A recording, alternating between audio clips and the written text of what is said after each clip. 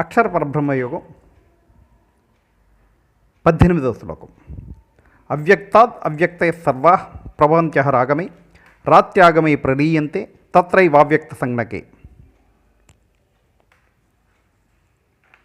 వ్యక్తమయ్యే ప్రతి జీవి, వృక్షము ఇలాంటివన్నీ అవ్యక్తమైన ప్రకృతి నుండే వస్తున్నాయి. ప్రకృతి అంటే ఏమిటి? పసదనం నిండిందేనా?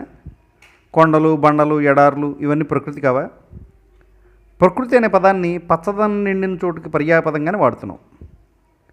వందల కిలోమీటర్ల పరిధిలో విస్తరించిన ఎడారి ఇసుకలో పుట్టి అక్కడే జీవించగలిగే జీవులు ఉన్నాయి. భూమి కన్నా ఎక్కువ విస్తీర్ణం ఉండి పర్వతాలు తనలో దాచుకోగలిగిన సముద్రంలోనూ సూక్ష్మజీవులు మొదలు తిమింగలాల వరకు ఉన్నాయి. 6 నెలలు పగలు 6 నెలలు చీకటి ఉన్న ధృవాల్లోనూ కొన్ని జంతువులు పుట్టి అక్కడే మనగలుగుతున్నాయి. ఇక్కడ ప్రకృతి అంటే నీరు, మంచు, ఇసుక, అరణ్యం ఇవి కాదు. ఇవి మాత్రమే కాదు, తనలోంచి ఇంకొక జీవిని పుట్టించగలిగేది ఏదైనా ప్రకృతే.